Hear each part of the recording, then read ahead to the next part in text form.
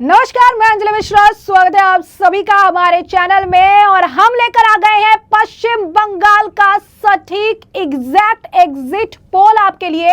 और हमारे साथ आज एक बार फिर जुड़ चुके हैं जमीनी पत्रकार मोलेश्वर जी। तो आपका बहुत बहुत स्वागत है मोलेश्वर जी। नमस्कार अंजलि जी। तो मोलेश्वर जी को आपने देखा होगा कई बार और कई चुनावों को लेकर हमने आपको एग्जैक्ट एग्जिट पोल जो दिया है उसके पीछे इनका एक बहुत बड़ा कंट्रीब्यूशन रहा है। चाहे हरियाणा हो, चाहे दिल्ली हो, या फिर कहीं महाराष्ट्र का चुनाव हो, इसके बारे में सटीक एग्जिट पोल जो है मोलेश्वर जी ने हमें समय समय पर दिया है। और ऐसे में पश्चिम बंगाल जो खुद में अपने आप एक बड़ा ही हॉट टॉपिक है, सेकेंड फेज का वोटिंग समाप्त हो चुका है। बम्पर भारी रिकॉर्ड तोड़ वोटिंग के बाद अब हम मोलेश्वर जी से जाएंगे सीधा पहला डायरेक्ट सवाल, क्या कहता है आपका एग्जिट पोल पश्चिम बंगाल के लिए? तो सभी पश्चिम बंगाल और पूरे देशवासियों की जो नज़र है प्यारा हिंदुस्तान के सटीक एग्जिट पोल को, और अभी अभी वोटिंग खत्म हुई है और हमारा पूरा आंकड़ा एक तरीके से विश्लेषण हम कर चुके हैं कि कहां से किस फेज में किसको बढ़त मिल रही है और कौन से गढ़ से किसकी जीत हो रही है। क्या ममता का गढ़ एक तरीके से फिसल रहा है, बीजेपी वहां पर बढ़त बना रही है। पूरा हमारा ब्यौरा अब हमारे इन कागजों में समेट लिया गया है। एग्जिट पोल आपके सामने हम ला रहे हैं। और अब सबसे पहले अगर हम बात करें तो इस बार जो बम्पर वोटिंग की बात आपने की है कि जो बम्पर से भी बम्पर वोटिंग हुई, पिछली बार अगर आप बात करें तो पश्चिम बंगाल में लगभग 83-84% के आसपास वोटिंग हुआ करती थी, लेकिन इस बार पहले फेज में 92% और दूसरे फेज में भी करीबन 92 और 93% के बीच में, मतलब इसको अगर 100 भी मान लें तो किसी से कम नहीं, क्योंकि आधे से ज़्यादा पश्चिम बंगाल के जो मजदूर होते हैं वो एक तरीके से दूसरे राज्यों में काम करते हैं। तो मजदूरों को बहुत मुश्किल होता है कि अपना काम छोड़ के वो एक वोट के लिए वहाँ पर आए पश्चिम बंगाल में। लेकिन इस बार ये देखा गया है कि वो मजदूर भी भारी तादाद में पश्चिम बंगाल में परिवर्तन के लिए वहां पर आए हैं और उन्होंने जो अपना वोट कास्ट किया है, हर मीडिया चैनल पर यह दिखाई दिया कि जो भी वोट करके बाहर आ रहा था वो खुशी जाहिर कर रहा था कि पहली बार पश्चिम बंगाल में इतना शांतिपूर्वक तरीके से उनको वोट करने दिया गया। सीआरपीएफ की जो भारी तादाद में टुकड़ियां लगाई थी, घर घर जाकर पिछले 2 महीने से वो घर जा रहे थे, कह रहे थे आपको किसी ने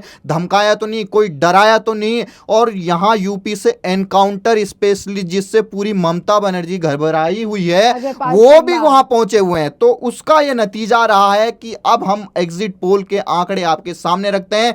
सबसे पहले हम बात करते हैं वोटिंग परसेंटेज, किस पार्टी को कितने मिलने वाला है। 92% का अगर हम वोटिंग परसेंट निकालें तो इस बार लगभग 43% टीएमसी, सीपीएम 3% और बीजेपी, दिल थाम के बैठिए टीएमसी के और विपक्ष के समर्थकों, 43% खुद बीजेपी अपने दम पर ला रही। कहां टीएमसी और बीजेपी कांटे की टक्कर हमारे इस वोटिंग परसेंटेज में दिखाई दे रहा है। इंडियन नेशनल कांग्रेस मात्र 2 से 2.5% वोट वहां पर ला रही है और एआईएम और जो वहां पर हुमायूं कबीर की जो जोड़ी थी लगभग 1% से भी कम वहां पर वोट शेयर पर सिमट रही है।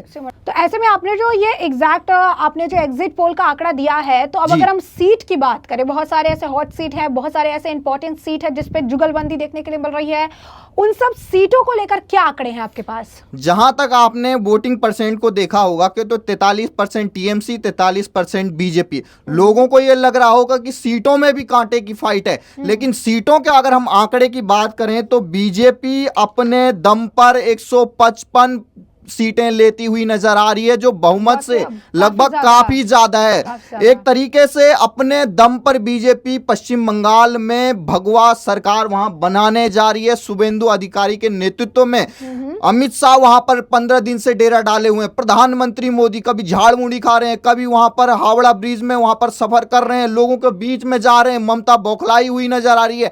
अब वो बौखलाहट क्यों नजर आई है, वो आज के जो वोट पड़े हुए हैं पिछले 2 फेज में वो अब निकल के सामने आ रहे हैं कि बीजेपी 155 सीटें और टीएमसी मात्र 133 सीटों पर सिमट रही है। अगर हम पिछले बार के इलेक्शन की बात करें तो लगभग टीएमसी 80 सीटें अपनी इस समय एक तरीके से हारती नजर आ रही हैं, जिन पर वो 215 सीटें पहले जीती थी, और बीजेपी अपनी सीटें 77 से दुगनी करते हुए 155 ला, मतलब 78 सीटों की बढ़त ला रही है। तो अगर हम मोटा मोटा हम नॉर्थ बंगाल की बात करें तो बीजेपी यहां पर 37 सीट ला रही है, टीएमसी मात्र 17 सीट। और साउथ बंगाल की बात करें तो 96 सीट यहां पर एक तरीके से टीएमसी का गढ़ रहा है, इसलिए 96 सीटें यहां पर ला रही है टीएमसी और 91 बीजेपी। मतलब ममता के की गढ़ में भी एक तरीके से जो बीजेपी है वो कांटे की टक्कर देती हुई दिखाई दे रही है। और वहीं अगर हम राडगंगा की बात करें, बंगा की बात करें तो लगभग 24 सीटें टीएमसी और 27 सीटें बीजेपी। मतलब दो रीजन ऐसे हैं जिसमें नॉर्थ हो और राठ बंगा हो, इन दो रीजन में बीजेपी बढ़त में है।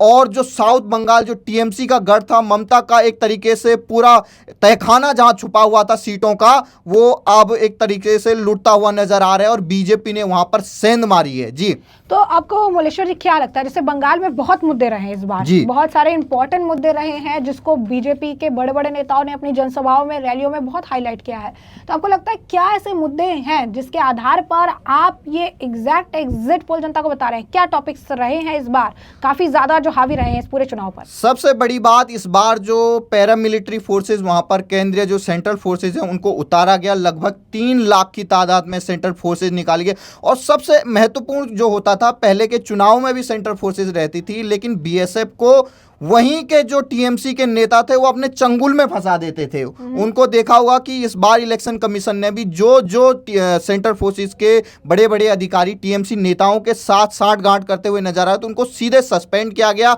और यहां से उत्तर प्रदेश हो या विभिन्न काडर जो दूसरे राज्य हैं, वहां से बड़े बड़े आईपीएस ऑफिसर जिनकी साख एक तरीके से एनकाउंटर स्पेशलिस्ट हो या एक तरीके से स्ट्रिक्ट एक्शन लेने वालों की हो, और किस तरीके से अभयपाल शर्मा किस तरीके से टीएमसी बौखलागी, ऐसे बड़े बड़े अधिकारियों को वहां पर लगाया गया, जिसकी वजह से जो खौफ था जनता में वो खौफ एक तरीके से मिट गया। लोग भारी तादाद में, लंबी कतार, बारिश हो रही थी, बारिश के बीच में भी वहां के लोग एक तरीके से वोट देना चाहते। ये बदलाव के लिए होता है। अगर किसी की सरकार इतने सालों से वहां 15 साल से है, अगर उसी की सरकार लोगों को लगता है तो लोग कम रुझान रखते हैं वोटिंग देने के लिए। लेकिन जो ये बम्पर वोट दिखाई दे रहा है, ये बम्पर वोट एकमात्र परिवर्तन का है। जहां भी आपने देखा होगा, इतने चुनाव कवर किए हमने, जहां भी बम्पर वोट होता है वहां परिवर्तन की लहर होती है। बीजेपी के चांस में ये उल्टा हो, बीजेपी के जहां राज्य हैं वहां एक तरीके से सरकार के फेवर में होता है, लेकिन यहां पर टीएमसी की सरकार है जिसके एक तरीके से जो वोट वहां पर हुआ है वो परिवर्तन का दिखाई दे रहा है। और दूसरी बात करें,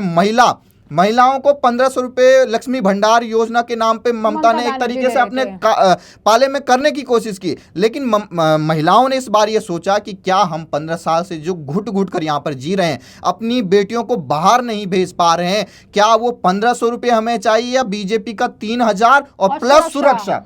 तो लोगों ने और जो वहाँ की जनता है उन्होंने ये देखा है। फर्स्ट टाइम जो वोटर थे, महिलाएं जो खास तौर पे कॉलेज में जाती हैं, उन्होंने ये कहा है कि शिक्षा का पूरा बंटाधार हो चुका है, अब नहीं तो कभी नहीं। जो बीजेपी का नारा है, अभी नहीं तो कभी नहीं। तो शुभेंदु अधिकारी बार बार जो चेता रहे थे, महिलाएं एक तरीके से भारी तादाद में लाइनों में दिखाई दे रही थी। उन्होंने ये कहा है कि हमें सुरक्षा चाहिए, हमें 1500 रुपये से कुछ नहीं होगा, बेरोजगार बच्चों को 1500 रुपये के भाते से कुछ नहीं होगा, हमें चाहिए रोजगार और हमें चाहिए सुरक्षा। एसआईआर की जो प्रक्रिया निभाई गई, भले इसमें एक तरीके से हिंदू वोटरों को भी एक तरीके से कटौती हुई है, लेकिन वो हिंदू वोटर किसके थे वो आपको भी पता है, किस तरीके से एक तरीके से भर भर के उनको दूसरे राज्यों से ममता बनर्जी किस तरीके से वहां पर लाती थी, बूथों पर कब्जा करके वहां पर ईवीएम के बटन दबाए जाते थे। और जहां भी हिंसा हुई है, इलेक्शन कमीशन ने दोबारा वहां पर रिपोलिंग की बात की है। और एक तरीके से जो बांग्लादेशी रोहिंग्या है, एक इस बार पहली बार ये देखा गया कि रोहिंग्या जो बांग्लादेशी थे वो वोट डालने गए ही नहीं,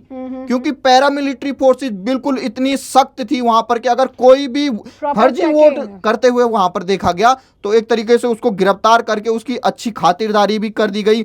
और वहीं हम एक तरीके से बात करें कि जो इलेक्शन कमीशन है वो खुद यहाँ पर मॉनिटरिंग कर रहा था सेंट्रल लेवल से, एक तरीके से कहीं चूक ना हो जाए। आपने तमाम ये ट्वीट देखे जिससे ममता बनर्जी भी बौखलाई हुई थी, कह रही थी कि जो चुनाव आयोग वो बी टीम की तरह काम कर रहा है बीजेपी का। और इस बार जो यूथ है बंगाल के, उन्होंने ममता बनर्जी के 1500 रुपये के भाते को नकार दिया है। उन्होंने ये कहा है कि हमें रोजगार चाहिए, अपने ही राज्य में चाहिए, किसी और राज्य में भटकने के लिए नहीं चाहिए, उन्हें कहीं और न जाना पड़े। वो पश्चिम बंगाल के युवा देखिए, वो यहाँ तक आ रहे हैं, यूपी, बंगाल, पंजाब, हिमाचल, उत्तराखंड, यहाँ जा रहे हैं। उनको अपने ही जगहों में एक तरीके से रोजगार चाहिए, इसलिए उन्होंने इस बार बदलाव का मूड रखा है। और 15 साल की जो एंटी इनकम्बेंसी थी ममता बनर्जी, इस बार देखा होगा आपने, कई बार रैलियों में बौखला सी गई थी।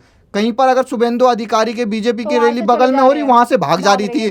कहीं कह रही टाटा बाय बाय, टीएमसी जिंदा रहेगी तो फिर मिलेंगे। तो उनको पूरा आभास हो चुका था। लेकिन जो अभिषेक बनर्जी, उन्होंने ये साफ कहा था कि आपके चेहरे से अभी से एक तरीके से पूरा क्लियर नहीं हो जाना चाहिए कि हम हार रहे हैं। टीएमसी के बड़े बड़े नेताओं ने पहले फेज के बाद क्या कहा, हम हार चुके हैं, 15 सीट भी नहीं आने वाली है पहले फेज में। तो ये पूरा ये आंकड़ा इस बार ये दिखाई दे रहा है। हमारी जो टीम वहां पर वोटिंग करते हुए लोगों से पूछ रही थी, उनका यही कहना है कि इस बार का वोट जो हुआ है बम्पर, ये बदलाव के लिए हुआ है। अच्छा मुलेश्वर जी, एक आप कह सकते हैं इंपॉर्टेंट क्वेश्चन जो ज्यादातर लोगों का फोकस भी है इस वक्त, और वो है भवानीपुर सीट। जी, नंदीग्राम से ममता बनर्जी को शुभेंदु ने हराया, शुभेंदु के ऊपर बीजेपी ने डबल सीट पर भरोसा जताया, और भवानीपुर में भी अब खदेड़ने के मूड में शुभेंदु अधिकारी नजर आ रहे हैं। तो क्या समीकरण जो है भवानीपुर सीट में हो गया? एक तरह से हम कहें तो हम अपने दर्शकों को आपकी भविष्यवाणी ही समझ लीजिए कि बताना चाहते हैं कि भवानीपुर सीट में क्या खेला होवे कि होवे ना। अब ये बताइए, अगर कोई चैलेंजर, कोई एक तरीके से कैंडिडेट जिसको उसने पहले चुनाव में उसी के गढ़ में हराया हो, अब वो दूसरे जाकर उसके दूसरे गढ़ में जा रहा हो और वहां चुनौती दे रहा हो, और वहां चुनौती ऐसी वैसी नहीं, लंबी लाइनों में जो महिलाएं लगी हैं, बुजुर्ग लगे हैं, एक तरीके से ममता बनर्जी कहां दिखाई दी? भवानीपुर में कहीं पर भी ममता बनर्जी नहीं दिखाई दी। जहां पर बीजेपी के साथ उनकी एक तरीके से चुनावी रैली आसपास हो रही थी, वहां से वो भाग गई। और शुभेंदु अधिकारी, वो पहले भी चुनावी रैली में जब वहां पर नामांकन भरने गए थे तो टीएमसी के कार्यकर्ताओं से एक तरीके से शेर जैसे दहाड़ता है, उनके सामने वैसे दहाड़ रहा था, अकेले दम पे दहाड़ रहा था। क्योंकि शुभेंदु अधिकारी एकमात्र ऐसा नेता है जो जानता है कि ममता बनर्जी को किस तरीके से मुंह तोड़ जवाब दिया जाए। और आज जब वो वोट करने गए तो वहां पर टीएमसी के जो कार्यकर्ता थे, जो ममता बनर्जी के निर्देश पर वहां पर पहुंचे थे कि शुभेंदु अधिकारी को दिखाया जाए कि कैसे वो हमारा गढ़ छीन सकते हैं। आज वो दिखाई दिया, शुभेंदु अधिकारी ने ये कहा और उनके अकेले डट के वहां पर खड़े थे और टीएमसी के कार्यकर्ताओं को वहां से खदेड़ा था। तो न केवल भवानीपुर बल्कि वहां पर जो पानीहाटी की विधानसभा है, जहां पर जो आरजीकर मेडिकल कॉलेज में पीड़िता की मां है, वो वहां पर कैंडिडेट के रूप में किस तरीके से प्रधानमंत्री मोदी ने उनके सिर पे हाथ रखा था और एक तरीके से ये कहा था कि आपकी बेटी को न्याय मिलेगा, हमारी जैसे ही सरकार बनेगी न्याय मिलेगा, और जो ममता बनर्जी न्याय नहीं दे पाई वो हम दिला के आएंगे।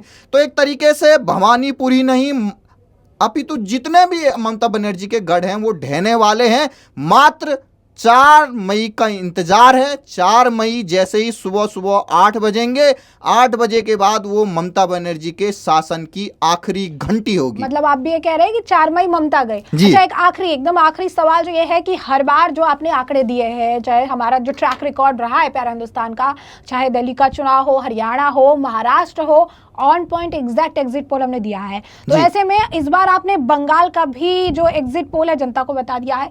तो आपके एग्जिट पोल पे आपको कितना भरोसा है? क्या लगता है कि आपका ये एग्जिट पोल इस बार फिर से चौथी बार जो है आपके ओपिनियंस जो है खड़े उतर पाएंगे, या फिर कुछ ऊपर नीचे आपको भी लग रहा है कि 5-10 का फर्क आ सकता है? देखिए, पश्चिम बंगाल क्या है, अनिश्चितताओं का, क्योंकि जब पिछली बार सारे चैनल ये दिखा रहे थे कि बीजेपी को एक तरीके से बढ़त है, सरकार भी बना सकती है, तब ममता बनर्जी ने अपने गढ़ को एक तरीके से मजबूती से एक तरीके से फिर से सत्ता काबिज की थी। लेकिन इस बार ये दिखाई दिया जिस तरीके से ममता बनर्जी का कोई भी पैंतरा नहीं चला। पहले आप उन्होंने खेला हो बे किस तरीके से फुटबॉल में उनकी टांग एक तरीके से वो चोटिल हो गई थी, प्लास्टर लगा के वो हर जगह पर व्हील चेयर लेकर गई थी। इस बार कोई भी ऐसा हथकंडा नहीं चला है। और जिस तरीके से हम पहले हरियाणा से लेकर हमारी जो शुरुआत हुई थी, महाराष्ट्र, दिल्ली, बिहार और अब पश्चिम बंगाल, 5वां ऐसा राज्य है जो लोग खुद पहले देखते हैं। रिपोर्ट हम 3-4 महीने से कर रहे हैं पश्चिम बंगाल की। कई जगह एक तरीके से हमें छुप छुप कर रिपोर्टिंग करनी पड़ी थी। पश्चिम बंगाल में जिस तरीके से और राज्यों में रिपोर्टिंग होती है वैसी रिपोर्टिंग नहीं होती है। कोई बड़ा एक तरीके से यूट्यूबर वहां नहीं पहुंचा। 4 बड़े राज्यों में हमारी एक तरीके से सटीक जो हमारे एग्जिट पोल निकले हैं, 5वीं बार भी देखिएगा कि ये एग्जिट पोल एक तरीके से सटीक साबित होंगे। आपसे हम फिर मिलेंगे 4 तारीख को, हम फिर यहां पर आपके सामने होंगे। चाहे कुछ भी हो जाए, हमें अपने आप पे भरोसा, हमें पश्चिम बंगाल की जनता पे भरोसा है जिनसे हमने बात की है, और ग्राउंड रिपोर्ट देखने वाले हमारे दर्शकों पे भरोसा है कि हमने जो रिपोर्ट उनको दिखाई है, हम किसी और पत्रकारों की तरह नहीं है कि उसमें काट छाट करके कुछ एक तरीके से एक पक्ष के ही लोगों की बात सुनाई दें। हमें ये एक तरीके से विश्वास है कि इस बार हम जीत का एक तरीके से पंजा भी मारेंगे। तो आपका बहुत बहुत शुक्रिया मुलेश्वर, एक बार फिर हमारे साथ जुड़ने के लिए और अपना जो एग्जिट पोल है वो जनता को बताने के लिए।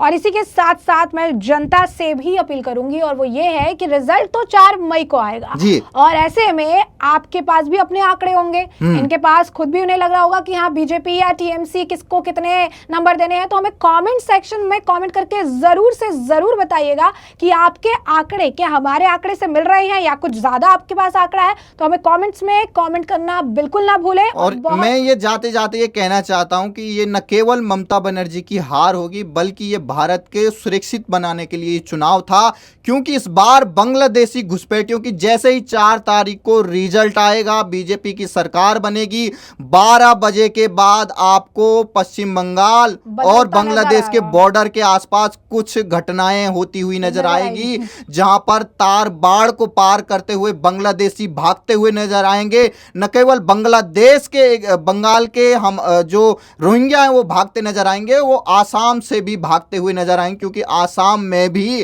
फिर से भगवा लहराने वाला है। और हिमंता बिस्वा शर्मा ने कहा है चाहे जैसे हो जाए, इस बार इन रोहिंग्या बांग्लादेशियों को यहां से भगा नहीं है। मुलेश्वर जी को सुन लिया, अगर सत्ता परिवर्तन हुआ तो नजारा भी बदलता हुआ दिखेगा। कमेंट सेक्शन में कमेंट जरूर करिएगा, आपका भी ओपिनियन, आपका भी एग्जिट पोल। बहुत बहुत शुक्रिया हमारे साथ जुड़ने के लिए। नमस्कार।